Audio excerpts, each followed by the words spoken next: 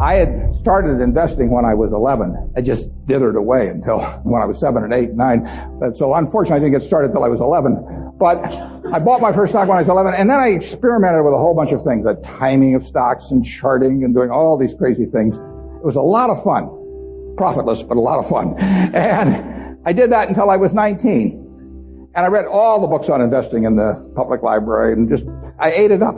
It was fascinating to me, but I had no framework.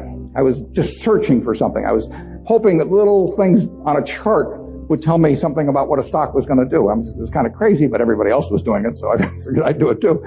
Sometimes you'd turn the chart upside down, it still wouldn't help. Then in 1949, I read The Intelligent Investor by Ben Graham. I'd never heard of him up till then.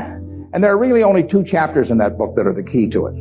But they set my philosophical framework for investing in 3 ways. They're so basic and so simple, it's hard to understand how they could be that important, but the 10 Commandments are simple. The first is that a stock is part of a business. I mean, you can't think of a stock as something different. You value a business, and then you divide by the shares outstanding. But what you have to think about is what kind of a business are you getting into, what are its economic characteristics, who are its competitors, what's its management like, all of these things that relate to a business instead of a little ticker symbol. I used to know when I was 11 or 12 the ticker symbols of every company virtually on the New York Stock Exchange. I could mark the boards at Harris Upham, but I didn't know anything. I mean, I knew that X was U.S. Steel and T was AT&T and so on, but I didn't know anything. I didn't know what was behind them. So I had to start looking at these little symbols or these little names in the paper as businesses and decide, how do you value a business? What counts? The second thing in the book is that Graham gives you a marvelous set point in terms of how the investor should react to stock market fluctuations. He talks about his mythical Mr. Market in chapter 8. And there's been no better thing written in terms of the investor's attitude toward stock prices. Most people react the wrong way to stock prices. I mean, they feel good when their stocks go up. They feel bad when they go down. They think the stock market is there to instruct them. And Mr. Market is this partner you have in investing. He's a remarkably obliging partner. I mean, this guy comes around every day and he tells you what he'll pay you for your interest in the business or what he'll sell you more at the same price. Nobody ever does that in private business. If you and I owned a gas station together, and I said, every day I want you to come in and offer me your half interest in the station, and I can either buy your half or sell you my half at the same price, and you have to come in every day and do it, you'd be at a terrible disadvantage. And you'd be at a particular disadvantage if you're Mr. Market in the market, because Mr. Market, our friend in the market who obligingly gives you those figures every day, different figures at the end of the day and the start of the day, but he's naming a price at which you'll either buy or sell. The beautiful thing about him is that this guy is an alcoholic manic depressive. I mean, he is as unsound as they come. He wanders around all day, and looks at the crazy things, and he's going to name all kinds of crazy prices. And you don't have to pay any attention to him, except when it's to your advantage to do so. If that's once a year, if it's once every 5 years, it's one stock out of 3,000. All you have to do is sit there. You have no moral responsibility to this jerk. He is naming these numbers. You didn't ask him to, but he's doing it. And all you have to do is pick the one time when he is particularly depressed or particularly manic or particularly drunk or whatever it may be. And the market will be all of those things. And you take advantage of it. And that's what's remarkable about stocks, if you think about it, is that if you look at the high and low on all of these American companies for the last year, you'll see case after case after case where the high is twice the low. Now that's for a sound American business, is running along, paying people, selling goods, and so on. If you go out and look at farmland 10 miles from here, there's no way in the world over a year that the farmland is going to range in value from X to 2X. It maybe go from X to 110% of X or vice versa. If you look at an apartment house near here and figures on essentially apartment houses like that over a year, it won't move 10% in a given year. But here are the finest of American businesses, and people just name these numbers that go all over the place. And you don't have to play, except when you want to. That's the important thing. And that's what Graham tells you. The market isn't there to instruct you, to tell you anything. The market is there just basically to serve you when you want it to serve you. One of the most important things to remember in stocks, very hard to do, but people have all these feelings about it. The stock doesn't know you own it. You're sitting there with these certificates for Berkshire, The company doesn't even know you own it, and the stock doesn't. It's trading now, and they don't know you own it. So it has no feelings about you. I mean, you've got all these feelings about it, but it's just part of a business. If Berkshire is worth 75,000 times 1.5 million shares, roughly 110 billion or something like that, it's a good investment. If it isn't, it's a lousy investment, and you have to value the business. And Graham, it's amazing, but people don't do that in Wall Street. You hear price targets or that kind of thing, but you'd see no one write a paper that says, here is the nature of this business over the next 20 years. What should that business sell for? Forget about what it's selling for. In fact, one of the things I always like to do when I'm looking at investments is I like to look at them without knowing the price. Because if you see the price, it automatically has some influence on you. If you just sit down with the reports, if I get an idea about looking up a company and I get the 10Ks and so on, I would rather not know the price because I'd rather value it without knowing the price. When I used to handicap horses when I was a kid, one of the things I would do is I'd get the racing form ahead of time. And if there were 9 horses in a race, we'll say, obviously the probabilities of each one winning the race had to add up to 100%. I mean, one horse was going to win the race absent a dead heat or all of them dropping dead on the backstretch. So if you went through the racing form and I would look at the third race at Hialeah, I would try to figure out the percentage chance of each horse winning the race, and that had to add to 100%. Then I would compare those percentages to the odds. But first of all, I wouldn't look at the odds first. I would look at the past performance and all of that thing first. Stock market's the same way. Third thing in Graham's book is the margin of safety. If you come up to a bridge and it says capacity 10,000 pounds and you're driving a 9,800 pound truck, you drive down further and find another bridge. I mean, nobody knows exactly what that capacity is, and sign may have been put up 3 years ago. So you always leave a margin of safety. You don't try to cut things that close. You wait till something kind of shouts at you in the stock market. And with those 3 principles, you can build all kinds of structures on that. But that's the foundation. And if you've got that in mind, and that's in the intelligent investor, I've never found anything that remotely compares with it.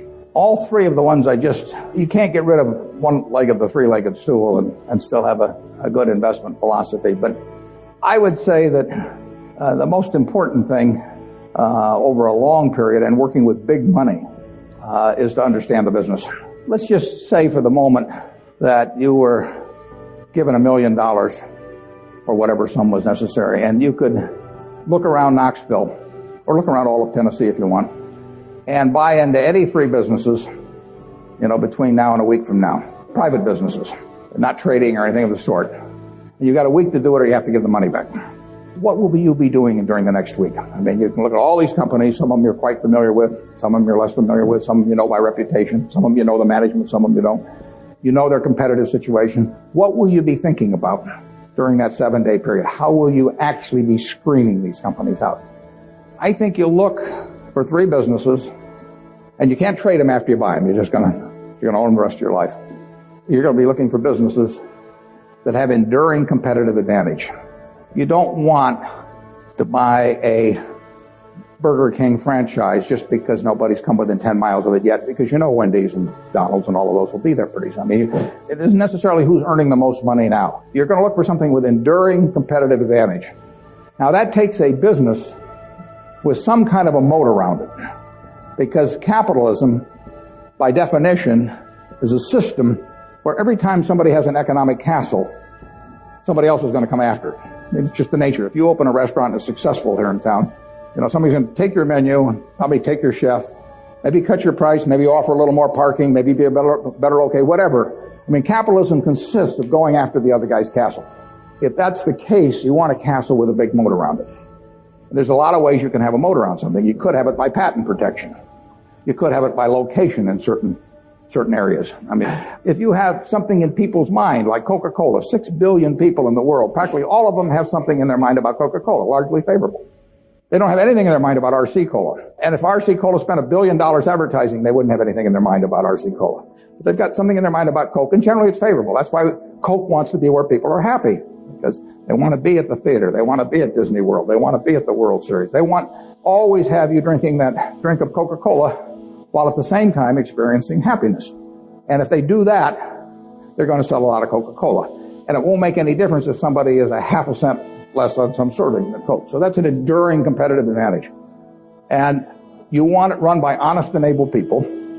You don't want to go in with a crook, and you don't want to go in with a dope.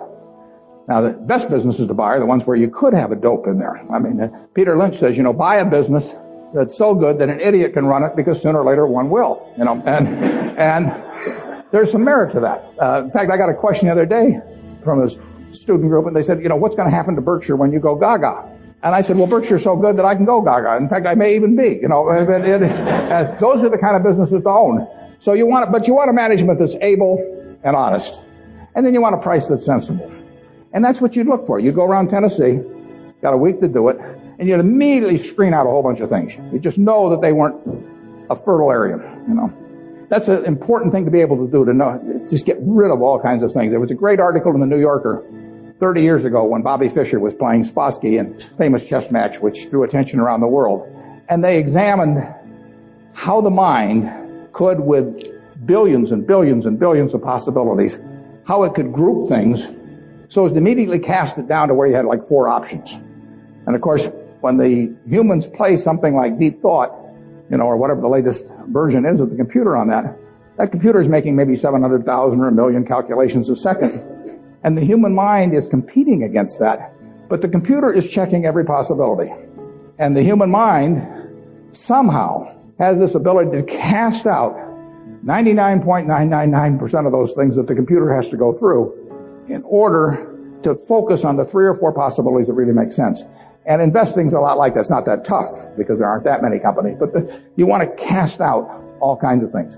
If somebody told me that my life depended on picking among the Dow Jones stocks a group of 10 that would be the best performers or outperform the index as a whole, I would spend my time thinking of the worst companies in there. I would cast out things, and then I would figure I left those behind, and that's an easier way to approach the problem, actually, than trying to pick the 10 best. If you were thinking about the state of Tennessee, there's a whole lot of things you wouldn't examine. You just figure they're too tough.